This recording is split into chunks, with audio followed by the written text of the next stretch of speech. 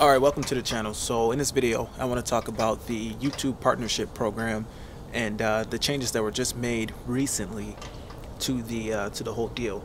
So basically the changes that were made are you now have to have 1,000 subscribers and 4,000 watch hours. 4,000 hours in your watch time to be able to monetize your videos. And I wanted to talk about my opinion on this and why I think this is a bad idea for YouTube to do this. So anyway, my channel is pretty small. I actually don't have 1,000 subscribers, but on the watch time, I think I'm pretty much set on the watch time. And the reason is I haven't really tried too hard to get that many subscribers, I guess.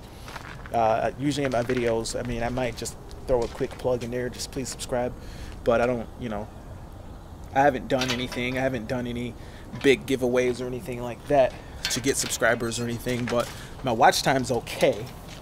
I had a few videos do okay as far as views that are probably helping out the watch time, and here and there I've had some good hits on watch time. And it's a little bit weird because your watch time is not even presented to you in hours. At least on my page it's not. My watch time is presented in the form of minutes. So I think I got like 20,000 watched hours, but I got something like 1.2 million watch minutes. So I don't know if I did the math on that right, so comment below if you know how many hours that would be. But I think it's a bad move that they're making, and it says something about protecting the platform from bad actors or something like that, and they talk about some of the issues that they've had in 2017, but I don't know how this is really addressing any of the issues. So I think it's a bad idea to do this because it's really going to keep a lot of newer YouTubers out of the game. And even though it's not a lot of money that you make in that early stage, like for me, I'm bringing in something like $200 a month. That's just like a little bit of extra side money for me. I got a couple different businesses. I got a lawn mowing and snow business, and I'm actually working at Ford. So really the money isn't a big deal. It's not a huge difference. And I mean, I don't make a ton of money on the platform anyway, but for me, I think it's going to remove the incentive for someone to get started. Like for me, it's basically just a small reward system. It's just basically a small reward system. I remember when I first started last year, actually, I really started on this channel to really produce some revenue. And I had another channel that I was working on last year too. That channel was a how-to channel. It's called the How To Go To, and that channel earned about that channel earned me about $50 for the whole year. And then this channel, Donna Shine, this channel has earned about $1,100–1,200, and it just started earning revenue just about halfway through last year. It just started making anything like pennies, and then so far it's gotten up to 200, 300, somewhere around there per month, and basically that's all it is. But I don't have 1,000 subscribers, but I'm pretty much set with the watch time as far as the new guidelines. So I got the notification today that if I don't reach 1,000 subscribers within 30 days, then they're going to take all revenue away, which is not a big deal. I mean, I'm sure I'm going to be able to make that 1,000 subscriber goal. The way the channel's growing now is pretty slow, but it's slowly making its way there. So I guess I just got to do a little bit of subscriber type promotion, whatever. Not a big deal, but it takes away a lot of the reward system that I think we all need at some level to keep us motivated. And I don't really know how this really affects a lot of I don't know how this affects the whole revenue ecosystem, because the smaller YouTubers don't make a lot of money. Like if you take all the money that we are making as smaller YouTubers, especially the guys who are just starting out, I mean, we literally make pennies. Like I was showing people how much I was making, people like that I know, and I'm like, look, I'm making, look at this. I was all excited because I'm making like $1. in a day, or like, you know, I made $10 this week or whatever. That's how it starts off. Like, I don't really understand how they're gonna create such a better environment by taking away the little bit of pennies or peanuts that the smaller YouTubers make. Really, that's what keep you motivated. It doesn't even pay for all the equipment and all the energy that goes into it. I mean, this camera that I'm recording on right now is easily $500. I got a computer that I do all kinds of work on it, but I don't know if I would have got that computer if I weren't doing YouTube. You know, that was, I think I got a $1,500 computer, but I ended up getting it on sale. But I mean, it's basically, I mean, it's kind of expensive of a thing to get involved with, but and it takes a while for it to really pay off. So, you know, to take away that little bit of revenue that a small channel would make, it's kind of jacked up. I mean, you could have a video go viral, and you necessarily won't have 1,000 subscribers. Like, for example, I've seen videos with like not even viral videos, but maybe you might out of nowhere put up a video that gets like 100,000 hits or whatever, gets like, I don't know, 50,000, 100,000, whatever. You know, that video might have earned you a little bit of money, but now, because of this rule, because you don't have 1,000 subscribers, you would never even get a taste for that. And I actually had a video that I did that it wasn't viral or anything. It only got about 60,000 views. And, you know, that video really was a catalyst for me to keep going, just because, you know, 60,000 views can end up paying you, you know, 40, 50 bucks a month. It could be a $100 deal right off the back. So that kind of little bit of success is really what keeps people going. And, I really don't see like a ton of small channels doing a lot of inappropriate stuff. It's really the bigger channels, you know, the younger guys, teenage guys who are doing like, basically they're not doing anything positive. They're just showing their life.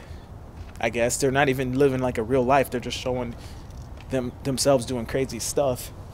Those are the guys who have a huge following, and usually younger kids who are following them. They're not really being affected by this, and they're not really doing anything to address the fact. I mean, I'm sure everybody knows about the Logan Paul deal. He was filming someone who killed themselves, and he filmed a dead body and only blurred out the face. You know, everybody reacted pretty aggressively toward that, but I don't see how this is even related to any of the so-called issues that the platform has. You know, the content, that kind of content's still going to flourish under this, and it's really just going to choke out any new potential people from coming into the platform and getting that, even though it's small, getting that instant reward system to keep you going. So all in all, I think it's a bad move. I don't see how it's helping anything, but I mean, it is what it is. I gotta bump up my subscribers a little bit. I gotta do some promotion stuff. It's no big deal. I'm close to 1,000 subscribers anyway.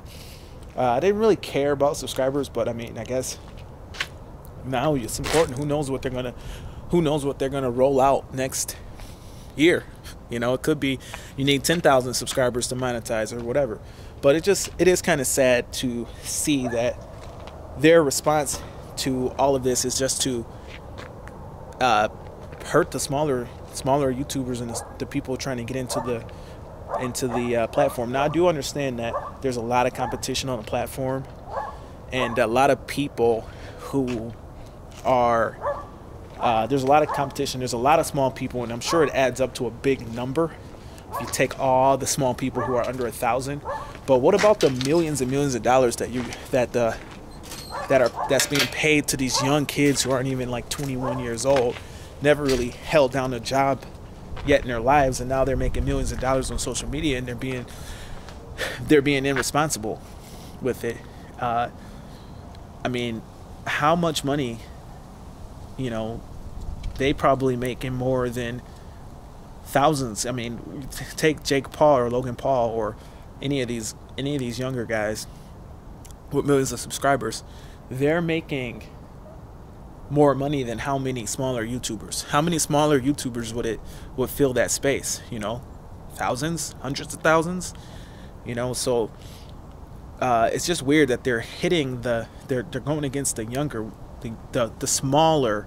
They're going against the smaller YouTubers and not the bigger ones, and not the ones who are promoting basically garbage. You know, there's no value in what they're promoting.